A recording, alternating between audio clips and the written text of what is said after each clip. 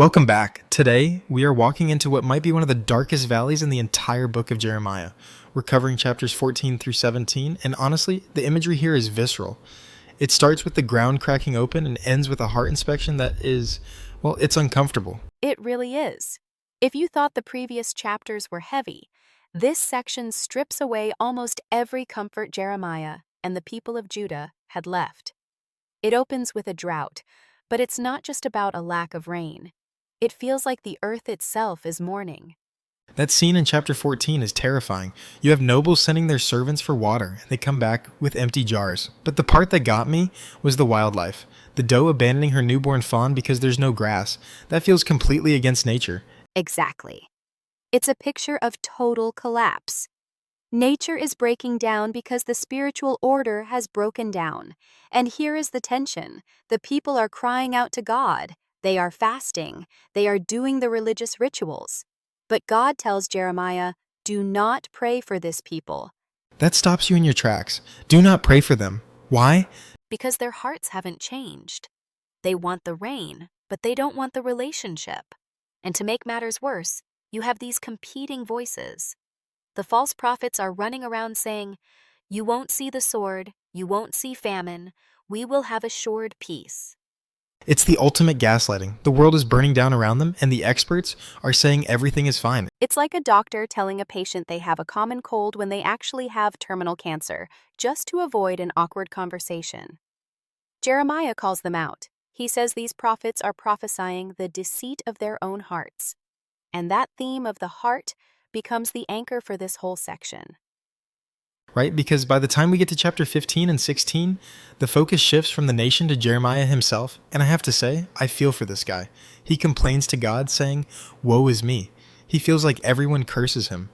Jeremiah is having a full-blown identity crisis. He's suffering because he's faithful. But then, God asks him to do something that, to me, is the hardest instruction in the book. In chapter 16, God tells him, you cannot marry, you cannot have children, you cannot go to funerals, and you cannot go to parties. He has to completely withdraw from normal human life. No joy of a wedding, no shared grief of a funeral. He's isolated. He is a living symbol. His solitary life is a billboard telling the people the normal rhythms of life are about to end. There will be no more weddings to celebrate and too many bodies to bury. He has to embody the judgment. It's incredibly lonely.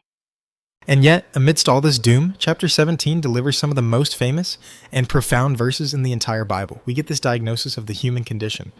The sin of Judah is written with a pen of iron.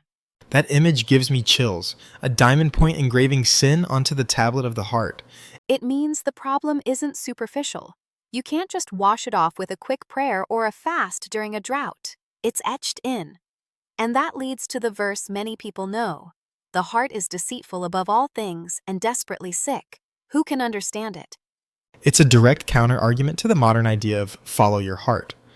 Jeremiah is saying, no, don't do that. Your compass is broken. Precisely.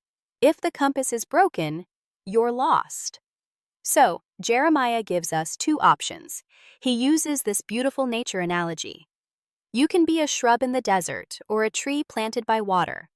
I love that contrast. The shrub trusts in man. It relies on flesh. It lives in the parched places. And it's blind. The text says the shrub shall not see any good come. It's so focused on survival, so dried up, that even if rain came, it wouldn't process it. But the man who trusts in the Lord is like a tree by the river. It doesn't mean the heat doesn't come. Right? The heat still comes. The drought still happens. Exactly. But the tree isn't anxious.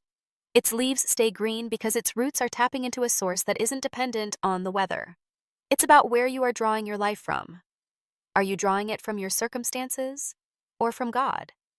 That really ties it all together. The people were acting like shrubs, panicking, looking for political alliances, listening to false prophets because they weren't rooted. And the section ends with a very practical test of those roots. The Sabbath. It seems like a sudden shift, but it's not. God says, if you want to save the city, keep the Sabbath. It's almost like God is saying, stop. Yes, stop striving. Stop carrying burdens through the gates. Stop thinking your economy and your hustle are what keep the city alive. If you can stop and trust me for one day, You prove that you aren't just trusting in your own strength. It's the antidote to the pen of iron. The only way to fix a heart that is engraving its own sin is to stop, rest, and let God be God. But if they don't, the fire that is kindled won't be quenched.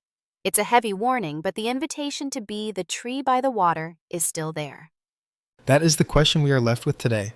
In a time of drought, are we acting like the shrub in the desert, frantic and dry?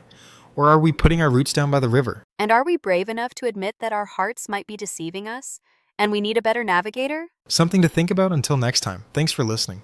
If you have been blessed by this, please like, subscribe, and share this joy with others. God bless.